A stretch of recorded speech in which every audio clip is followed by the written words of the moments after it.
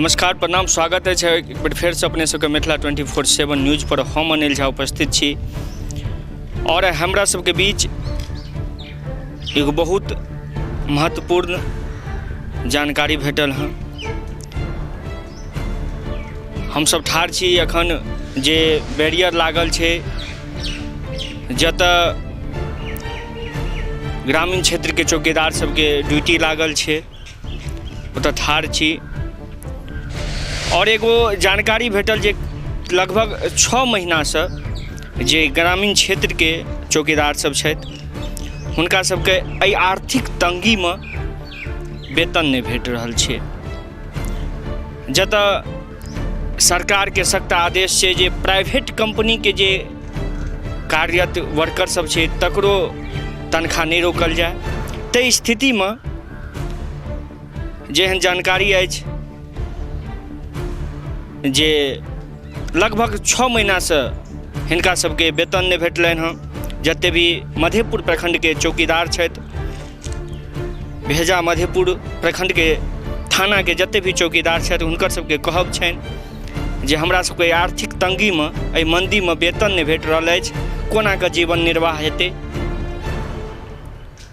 तो अपने सब देख रहल छी हुनकर सबके जे ड्यूटी छनि ड्यूटी पर बरकरार एनी टाइम हर वक्त ड्यूटी में संघर्षशील रहे छथि। जतऽ कतौ कोनो घटना छै सर्वप्रथम हिनके सबके आगू रह पड़ै छनि और ई सब तत्पर रहै छथि कोनो भी घटना में। जतऽ ड्यूटी लगायल जाइ छै 24 के 24 घंटा ड्यूटी करै लेल तत्पर रहै छथि। ताहि जगह पर हिनकर सबके कहब छनि जे जाधरि अंचल तक ब्लॉक तक छलै है बात जे तनख्वाह भेटै के ताबत तक भेटै छलै, कोनो विलम्ब नहीं छलै। लेकिन जहिया से आदेश भेलै कि हिनकर सबके वेतन एसपी कार्यालय से भेटते एसपी के मार्फत से भेटते तहिया से बिल्कुल वेतन जे छै ओ बात के लगभग 6 महीना भेलै हैं जे बिल्कुल हिनका सबके वेतन नहीं भेट रहल छनि। हम हिनका सबसे बात सेहो करब। हमरा सबके संगे छथि मधेपुर भेजा थाना के अंतर्गत चौकीदार हम सब हुनका सबसे बात करै छी। की नाम भेलै अपने? राम अवतार पासवान। राम अवतार पासवान जी, की समस्या अछि? हमरा सबके जे छै से पिछला 5-6 महीना से वेतन नहीं भेटल है। जहन कि हमरा सबके अंचल से भेटै छलै हाँ तो समय पर भेट जाइ छलै, 2-4 दिन आगाँ पाछाँ होइ छलै। लेकिन जहिया से सरकार की कहै छै एसपी अंदर में दे देलकै ओहि दिन से हमरा सबके सब दिन टाइमे लेल जाइए जे 5 दिन में हो जाएगा 4 दिन में हो जाएगा। टाइम लेते रहे जे छै से फरवरी से टाइम लेते रहे, मार्च बीत गेल अखन तक कतौ कुछो नहीं देख रहल छै, कोनो सुनवाई छै। की समस्या उत्पन्न भ रहल छै अगर तनख्वाह नहीं भेटै छै? नहीं भेटल हमरा सबके जे छै से ड्यूटी में रहै छी, धिया पुता के पढ़ाई लिखाई दवाई दारू और की कहै छै बहुत तरहक समस्या अछि। भुखमरी के कंगाल पर आबि गेलहुँ। आब हमरा सबके जे छै से बहुत दिक्कत भए रहल अछि।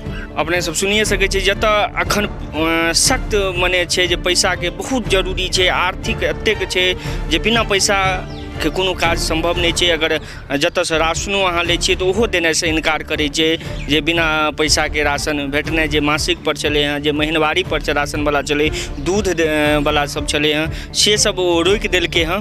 तो हमरा सबके संगे छथि आबिद जी जे मधेपुर थाना के बात पंचायत के चौकीदार जी छथि, हुनका सबसे हम सब गप करै छी। आबिद जी, की समस्या? हमरा सबके 5 महीना से वेतन नहीं भेटल हाँ। किराना दुकान पर जाइ छी, राशन वाला राशन नहीं दिया, दवाई वाला अब दवाई दिले नहीं तैयार है कि नगद अगर पैसा देव तो अहाँ का दवाई मिलत। इनमें घर में बीवी बच्चा बीमार पड़ जाइए। हम सब बहुत भुखमरी के रूप में जा रहा हूँ। अगर सूचना अधिकारी के छनि इनकर सूचना अधिकारी हम सब बार एसपी साहब का ऑफिसर जाकर या फोन से पूछे छियन तो हैया कल चढ़ जाएगा। हमरा सबके कतौ वेतन का ठिकाना नहीं है, जेके लेल हमरा सबके दवाई के लेल दाम नहीं है, बाल बच्चा बीमार पड़ी, हम सब दवाई नहीं दुकानदार दे रही हमरा सबके। मेन छै जे एसपी साहब के चिट्ठी लिखलिए कि कोना कहलिए? हम सब डाक लेके जे जाइ छियन तो हुनका कार्यालय में चढ़े छन, शाखा में जाकर कहै छियन तो जाइए कल नहीं परसों चढ़ जाएगा। फोन से हमरा सबके बात कहै छियन क्या हम सब ड्यूटी में लगल छी, बैरियर छोड़ कर ड्यूटी छोड़ कर जा नहीं पाबै छियन गाड़ी। सूचना इतना कहै छथि कि कल मिल जाएगा परसों मिल जाएगा, हमरा सबके वेतन नहीं। तऽ अपने सब देख रहल छी जेना ई सब बता रहल छै जे जाबत धरि अंचलमे ई छलै हँ पेमेंट भेटैके वेतन भेटैके ता धरि हिनका सबके कोनो दिक्कत कोनो असुविधा नहीं छलनि, लेकिन जहिया से ई SP कार्यालय पहुँचलै ई बात हिनका सबके तनख्वाहके बाद SP कार्यालय पहुँचलै, SP कार्यालय से भेटैके निर्देश जारी भेलै तहिया से हिनका सबके तनख्वाह नहीं भेट रहल छनि। और बार बार एहि चीजके ई सब प्रशासनके जे कहलथि हुनकर तरफसँ बस एकटा आश्वासन भेटै छै जे भेट जायत, लेकिन ओ आश्वासन का लगभग पाँचम महीना बीतल जा रहल छै, छठम महीना जारी छै, बस आश्वासनटा भेटलनि हँ, लेकिन ओहिपर कोनो कार्रवाई जे कहबै कोनो जे व्यवस्था कहबै से नहीं भऽ रहल छै। हमरा सबके संगे छथि मेट्रस पंचायतके चौकीदार जी जगनारायण पासवान जी। जगनारायण पासवान जी, की समस्या उत्पन्न भऽ रहल? 5-6 महीना से वेतन नहीं मिलल हन, बाल बच्चाके कष्ट अछि, सारा किछु राशन पानी नहीं भेट रहल अछि, नहीं दऽ रहल अछि आर्थिक मंदीमे। आर्थिक मंदीमे जी सर। तऽ अपने सब जेना सुनिए रहल छी और एहिपर हेबाक चाही, बिल्कुले हेबाक चाही जे ई आर्थिक मंदी देशके चलि रहल छै, जतऽ सरकारके आदेश छै जे प्राइवेट कंपनी सब जे छै से सब जहन पूरा महीनाके वेतन जे छै से अपन वर्करके दऽ रहल छथिन, ततऽ ई सरकारी कर्मचारी कहल जाय ग्रामीण क्षेत्रके जे हरदम तत्पर रहै छनि हुनका सबके तनख्वाहमे एतेक विलम्ब भऽ रहल छै और लगभग 6 महीनासँ ई तनख्वाह रुकल छै। ताहि पर हम चाहब जे सरकार के जे पदाधिकारीगण छथि ओकर ध्यान देथिन और हिनका सबके वेतन जल्द से जल्द जारी करथिन। और इएह कामना के संग हम अनिल झा एक बेर फेर से विदा लेबऽ चाहै छी और फेर अपने सबसे भेंट हेतै एकटा नव खबर के संग। ताबत तक के लेल धन्यवाद।